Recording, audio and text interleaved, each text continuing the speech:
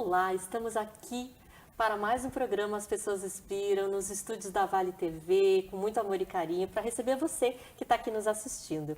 E hoje a pauta é falar sobre psicologia, falar sobre bem-estar nas organizações, né? Empreendedorismo, enfim, tem uma série de pautas bem relevantes aqui. E para conversar com a gente nessa noite especial, eu chamei uma amiga, uma antiga amiga, né?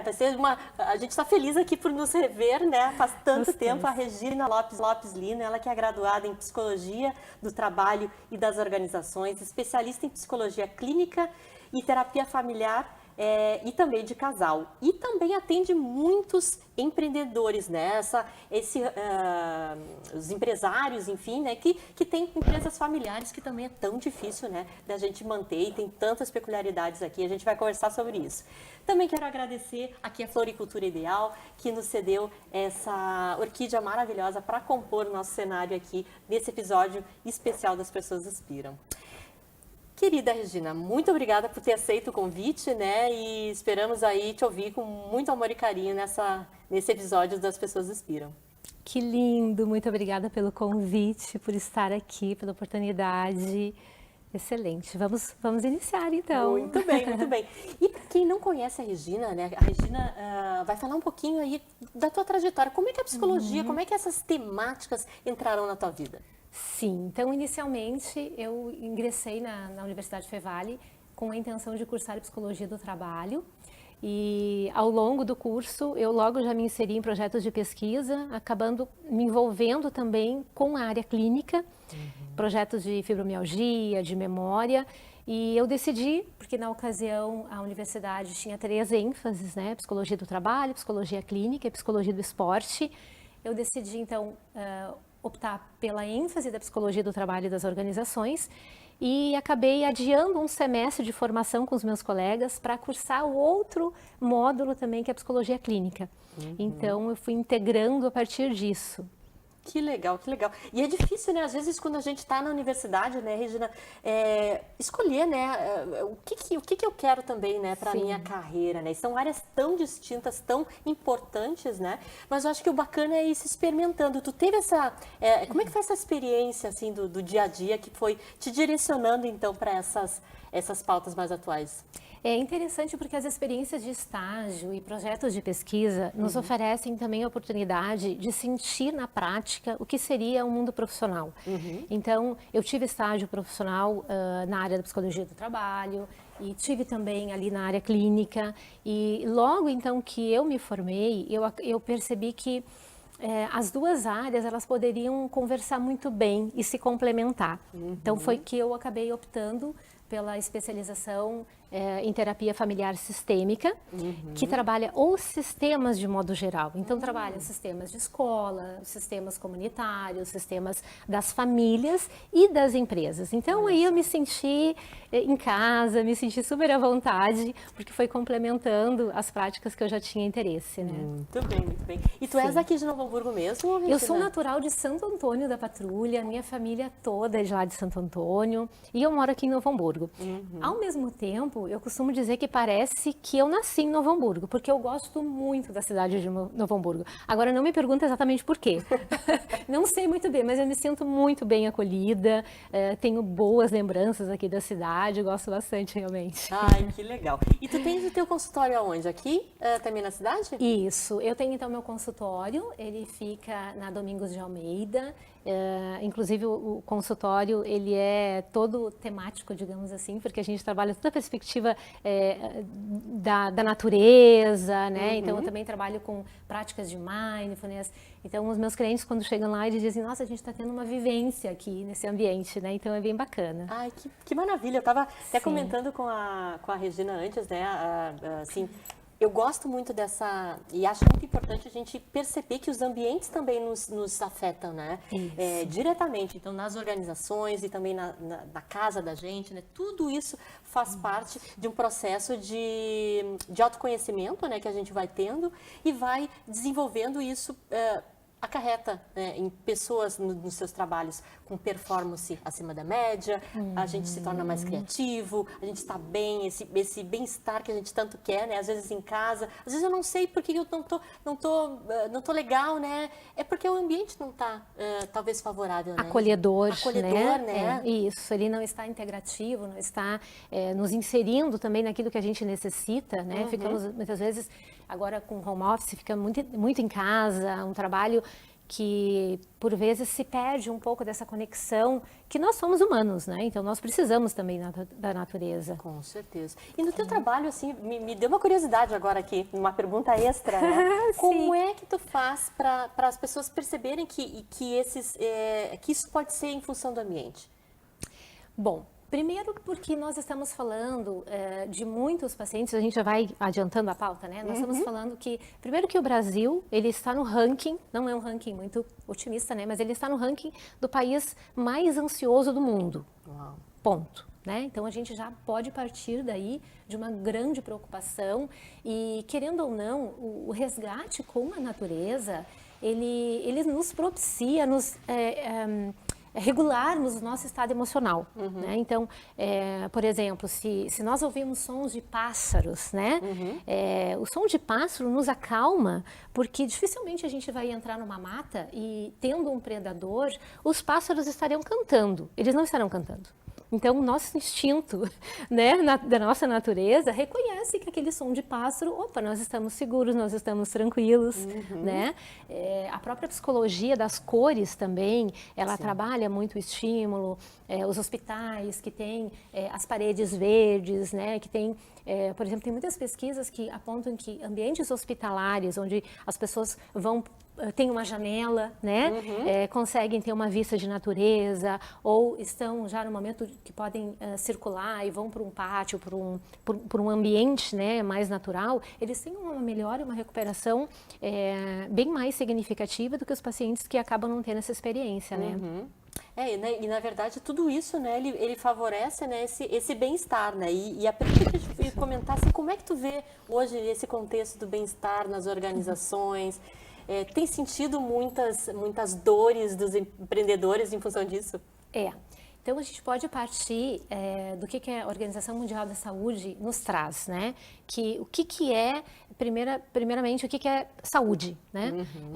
É um bem-estar físico, mental, social, biopsicossocial, né? Não apenas a ausência de doenças. Então, por exemplo, eu estou aqui, eu tenho um problema de visão, eu uso óculos, digamos, é uma doença, né? Um estado que eu tenho uma limitação, mas eu tenho um bem-estar físico. Uma pessoa que tem diabetes, ela tem um quadro de uma doença, né, instaurada, mas ela vai viver uma qualidade de vida bem. Quando a gente fala da saúde mental, aí a gente já está falando de condições de ter um bem-estar, e aí vem de novo a questão do bem-estar, de utilizar as suas habilidades, as suas competências, né? E também contribuir com a comunidade. E aí sempre tem em mente, né, esses conceitos, a presença do bem-estar. E aí a gente olha para o bem-estar. O bem-estar, ele é psicológico, ele é econômico, ele é ambiental, e daí sim o ambiente, a comunidade, o bairro que nós moramos influencia na nossa saúde de um modo geral, né? E aí ele também tem a influência do social, né? E isso é muito importante, porque eu sou responsável pela minha saúde mental. Mas como o bem-estar, de modo geral, ele é coletivo, eu sou responsável pela minha saúde mental e eu sou responsável pela tua saúde mental. E eu sou responsável pela tua saúde mental. E aí, quando a gente começa a olhar para o sistema como um todo, não sou só eu, né? Daqui a pouco é na minha família, é na minha comunidade, é no meu bairro. Isso a gente vai ampliando e a gente vai entendendo que o sofrimento humano, ele é um compromisso de todos nós. Então, ainda tem muito estigma que uma pessoa que está deprimida, uma pessoa ansiosa, ela tem que se tratar. Sim. Né? Por exemplo, a terapia familiar sistêmica, ela trata a família, ela cuida da família, dando atenção para que essa família também tenha recursos para conseguir ajudar essa pessoa que está passando por um momento de uma dificuldade, né? E quando eu atendo, então, muitos casais que são empreendedores, que é lindo, né? É maravilhoso poder perceber, assim, o potencial, todo esse início de um relacionamento, aquele sonho que eles almejam, ou então eles vão passando para os filhos, vão construindo parcerias, né? Toda essa potencialidade. A gente consegue também identificar o quanto que tratar de uma família que é empreendedora, nós estamos cuidando dos colaboradores e nós estamos cuidando das crianças que estão chegando também. Sensacional, Então, Regina. isso acaba sendo um sistema bem mais amplo, né? Porque tem muitos conflitos. E hoje em dia a gente pode ver que nos ambientes, tanto entre os casais, né, que natural ter conflito, né? Porque as pessoas não são idênticas, e se fossem idênticas talvez tivessem mais ainda conflito. Sim. É um complemento, né?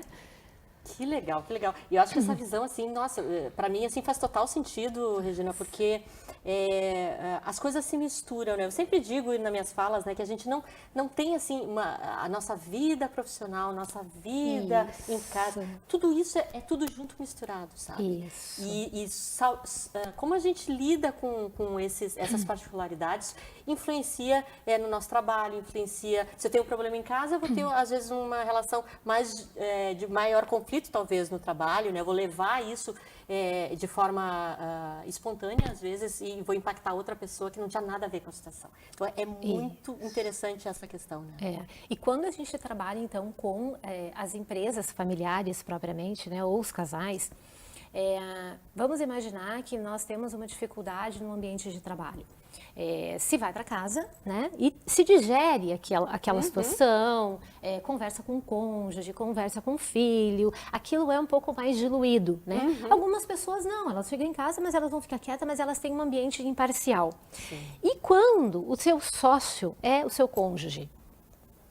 Não pode chegar em casa, não pode falar mal, né? Não tem como, ou às vezes acaba continuando aquela conversa, e isso é um dos grandes sinais de alerta dos relacionamentos, né? Sim. O quanto que as pessoas precisam construir alternativas. Quanto mais tempo se passa junto, mais precisa estar em estado de cuidado. O que vai fazer para preservar aquele relacionamento? Então, né, evitar conversar em casa sobre assuntos de trabalho, ter mais ambientes de momentos de convívio, de lazer, ou então... quando a família trabalha com os filhos, os irmãos trabalham juntos, né? Uma coisa daqui a pouco eu escolho que nós vamos ser sócias numa empresa agora, e eu escolhi a Eliana, né? Tudo bem, nós temos uma parceria, temos uma aliança bacana, mas os irmãos foram criados para serem irmãos. Eles não foram criados para serem sócios. Sim. É imposto. E aí eles chegam em casa e precisam gerenciar os vários papéis que nós desempenhamos, né? De esposa, de marido, de filho, de mãe, de diretor de uma empresa. E aí como que gerencia tudo isso? Porque tem o pano de fundo, são os afetos. Aí deixa de ser exclusivamente algo mais racional e passa a ser o afetivo. E as emoções, né? As emoções, elas afloram, né? As pessoas não estão acostumadas a reconhecer as suas emoções, elas não estão acostumadas a lidar com essas emoções, porque a gente não aprendeu isso, né? Então, é muito importante o trabalho da Regina, né? Nesse sentido, né? E, Regina, olha só, eu estava esses dias conversando, assim, das principais pautas, né? O que o pessoal hoje está... em termos de dores, né? E uma das coisas assim, que mais veio foi essa questão da dependência digital. Eu queria que tu falasse um pouquinho, se tu sente isso, né, nas falas dos empreendedores com os filhos, até mesmo dentro da organização, que é uma pauta bem importante também. É um tema de grande preocupação para os profissionais da área da saúde, porque nós somos tomados por uma urgência tecnológica, que ela é lazer, ela é saúde, porque a gente faz consultas, telemedicina, ela é profissional, ela é amorosa, né? Então, ela acaba abrangendo grandes áreas da nossa vida.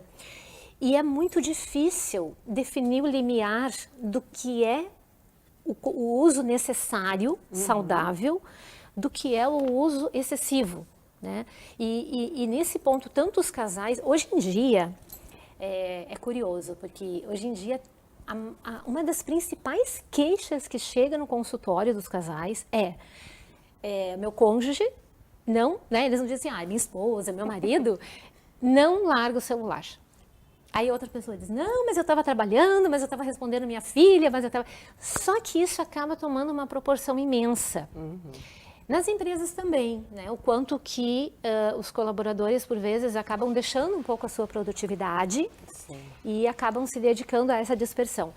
Um dos grandes problemas desse impacto digital que nós precisamos realmente dar atenção, e é muito assunto, é uma temática bem ampla, importantíssima, cada vez mais, é o quanto que cada vez que nós desfocamos do que nós estamos fazendo, a gente leva um tempo para voltar ao foco. E por vezes é em torno de 20 minutos. Nossa. Então imagina, né, o movimento de que cada vez entra uma mensagem, entra uma notificação. E dentro por exemplo, da comunicação com os casais, tanto casais empreendedores ou não, nós temos muito a comunicação, que é o top 10, assim, né?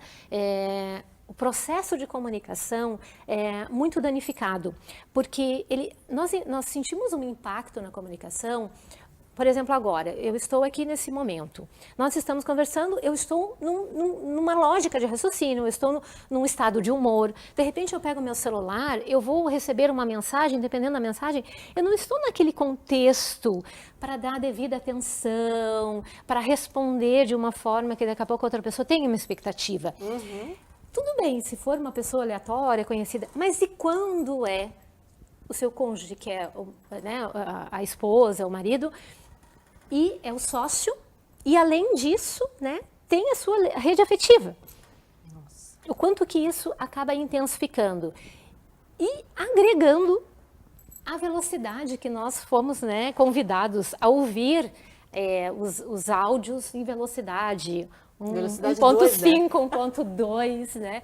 Então, lembrando que o processo de comunicação, ele passa por uma linguagem verbal, a entonação, o silêncio, as palavras utilizadas, o canto da voz.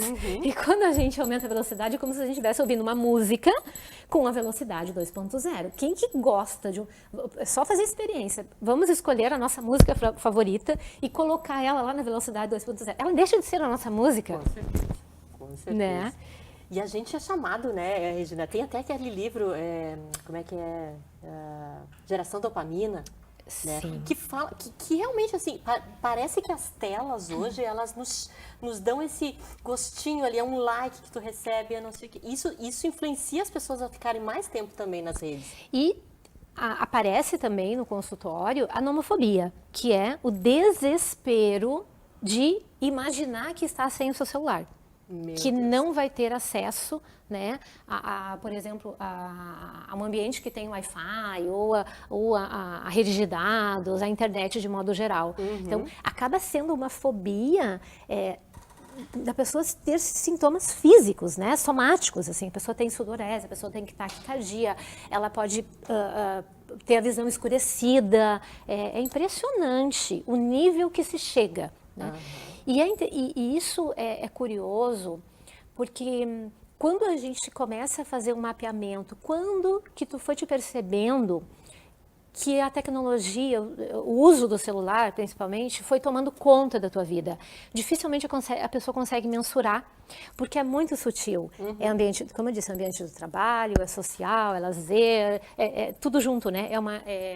É da saúde, e a gente não consegue ter muito específico. Por exemplo, alguém começou a ter fobia de borboletas. Ela às vezes lembra, nossa, teve um dia que eu me deparei com uma borboleta e eu fiquei apavorada, eu achei que eu ia morrer porque eu estava vendo aquela borboleta. Sim. Mas com a questão digital, não, né? Então, uma das grandes estratégias, quando a gente fala, por exemplo, que o Brasil ele está no ranking das pessoas mais ansiosas, isso acaba sendo uma das grandes demandas, principalmente depois da pandemia e agora, né, depois da situação das chuvas, aqui das cheias, que é o aumento da ansiedade e da depressão. Né? Então, tem um estudo que está se concluindo agora na Universidade Federal de Minas Gerais, que está trazendo o quanto que aumentou significativamente o quadro de ansiedade e depressão depois da pandemia. Então, pessoas que já vinham num quadro ansioso, isso foi multiplicado por 3 depois da pandemia. Então, uma das primeiras coisas que aparece no consultório é um quadro de ansiedade. E aí a gente pode se perguntar, como que aparece um sofrimento pela ansiedade? Tem pessoas que às vezes trabalham desesperadamente. Tem pessoas que ficam mais tempo consumindo, né, mais postando, ficam mais assistindo vídeos, maratonando série, maratonando canais próprios, né? Ou eles ficam muito tempo no celular ou nos jogos também digitais.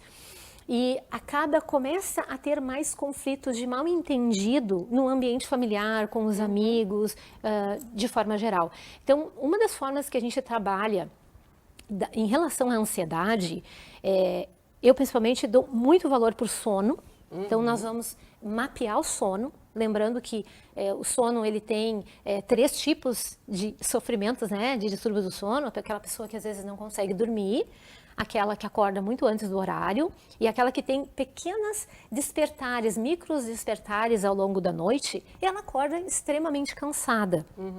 Então, a gente vai mapear o sono, porque a pessoa que usa muito telas digitais, ela inevitavelmente ela vai ter um comprometimento do sono. Então, às vezes, a gente nem identifica que a pessoa tem uma dependência digital, mas a gente começa a identificar os sintomas que vão compondo o que é uma dependência digital. Então, a pessoa começa a ter mais mal entendido, ela começa a ter mais ansiedade, mais agitação, ela sente que se ela não tem um telefone por perto, parece que ela está sem uma mão, né? Ela está completamente desconectada dela.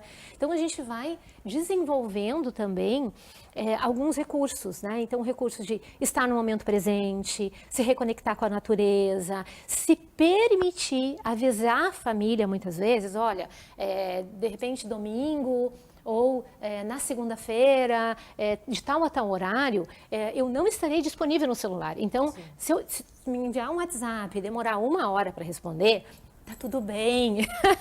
1 hora, Regina, já não, tá assim, 1 hora, gente, 1 hora é muito. É muito. 1 hora é um desafio que é trazido num caso de dependência digital. Imagina. Então a gente diz, vamos montar estratégias para lidar, porque às vezes a família, ela também aumenta essa ansiedade. Às vezes a pessoa ela tá com o celular, mas ela nem quer pegar, mas ela sabe que se entrou uma notificação, ela não responder e for determinada pessoa, ela vai ter que ouvir depois. Sim. Aí o que ela faz? Ela já entra e quando vê fica aquilo tão automático que ela fica completamente, deu uma notificação, o estado de alerta aciona e ela vai responder. Né? Então, resgate com a natureza, cuidar do sono, a luz solar, a pessoa olhar para o sol. Né? Então, ter esse contato com a luz do sol também é extremamente importante e, principalmente, se alguém está em dúvida se está com um pouquinho de ansiedade, que está usando o celular, ele inclusive é chamado como o cigarro digital, né? Gente, tem pessoas que, antigamente, né, muito hoje em dia também, as pessoas, hoje menos, mas assim, ficam ansiosas, vão fumar. E hoje em dia, não, elas vão pro celular e elas ficam ali, né, passando. Então, ele é considerado, inclusive, já como com essa descrição, com esse rótulo. Né? E tem alguns casais que eles dizem assim, se eu recebesse tanto carinho quanto o celular recebe, eu não estava aqui fazendo terapia.